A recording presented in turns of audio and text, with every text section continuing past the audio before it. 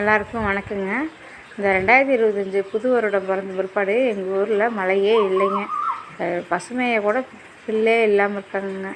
அதாவது சித்திரை மாதம் சித்திரை வட்டம் மழை பெஞ்சு விவசாயம் பண்ணுவாங்கங்க. அந்த விவசாயமே காடே காஞ்சி போய் கிடக்குதுங்க. மழையே இல்லாமல் இருக்குதுங்க. எல்லா பக்கமும் சுற்று வட்டத்தில் மழை பெஞ்சு ஆற்று நிறைய வெள்ளம் போகுது, ஊரெல்லாம் அடிச்சுக்கிட்டு போகுதுன்னு சொல்கிறாங்க. ஆனால் எங்கள் ஊரில் மட்டும் மழையே இல்லைங்க. விவசாயத்துக்கு தேவையான இடத்துல மழை பெஞ்சால் விவசாயம் பண்ணலாம் இல்லைங்களா?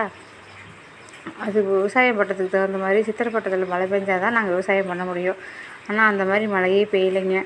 சரி, சாமியாவது வேண்டுவோம் அப்படின்னு சொல்லி எல்லாருமே மழை பெய்யலை பட்டம் போச்சு, சித்திரை மாதத்துல ஒரு வெள்ளாமையே எடுத்துடலாம், சித்திரை பட்டத்தில் போட்டால் ஆடு மாடு மேயது கூட புல் இல்லை அப்படின்னு சொல்லி மரக்கணெல்லாம் காயுது அப்படின்னு சொல்லி எல்லோரும் வருத்தப்பட்டாங்க. இந்த ஆடி மாதம் பிறக்குது இல்லைங்களா?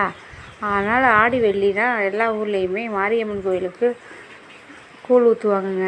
அப்போ மாரியம்மனை வேண்டி, மாரியம்மா தாயே இந்த வருஷமாவது மழை பெய்யணும், இந்த ஆடி மாதத்துலையாவது மழை பெய்யணும் அப்படின்னு சொல்லி எல்லாருமே சாமியும் வேண்டிடணும் அப்படின்னு சொல்லிட்டு இருக்காங்க. அதே மாதிரி இந்த ஆடி வெள்ளி வெள்ளிக்கு எங்கள் ஊரில் நல்ல மழை பெய்யுதுங்க. ஒரு 4 மணி நேரம் வேண்டிடுவோம், அவ்வளோ மழை பெஞ்சுதுங்க.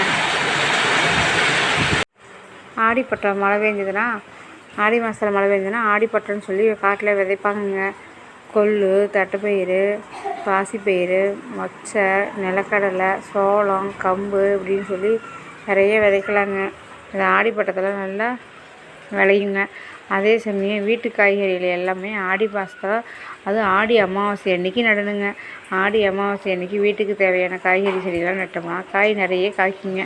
அதுவும் ஆடி அமாவாசை நல்லா ஞாபகமாக வச்சுக்கோங்க. ஆடி அமாவாசைனா காய் செடி நட்டுருங்க, காய் நிறைய காய்க்குங்க. நாங்களே நிறைய பறிச்சுருக்குறோங்க ஆடி மாதம் காய் நட்டு, விதை செடி நட்டு. அது மாதிரி நீங்களும் நட்டு காய் விதை நட்டு காய் பறிச்ச பிற்பாடு அதனுடைய மகத்துவத்தை பற்றி நீங்கள் கமெண்ட் பாக்ஸில் சொல்லுங்கள். ஆடி மாதம் அவ்வளோ ஃபேமஸானதுங்க ஆடி 18. ஆடி வெள்ளி வெள்ளிக்கிழமையும் எங்களுக்கு நிறைய மழை பெஞ்சுதுங்க. அதுவும் 2 தென்னை மரம் இருக்குதுங்க. அந்த 2 தென்னை மரத்தில் ஒரு 50 கூடாவது குடும்பமாகவே குடியிருக்குங்க. 50 கூடாவது இருக்குங்க. தூக்கணாங்குருவின்னு நீங்கள் கேள்விப்பட்டிருக்கீங்களா? அது நல்லா மாடி வீடு மாதிரி கட்டுவீங்களா? அது பார்த்துக்கிங்களா? பார்க்காதவங்க பார்த்துக்குங்க. தென்னை மரத்தில் நல்லா ஒரு சின்ன கூடுக்களாக தொங்கிட்டு வருது, அதுதான் தூக்கணாங்குருவிங்க.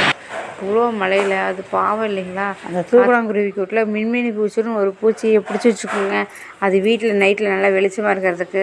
அதனுடைய அறிவு பாருங்கள் எந்த அளவுக்கு இருக்குதுன்னு. இந்த வீடியோ உங்களுக்கு பிடிச்சா லைக், சப்ஸ்கிரைப் பண்ணிவிட்டு ஷேர் பண்ணுங்கள். தேங்க்யூ ஃபார் வாட்சிங்.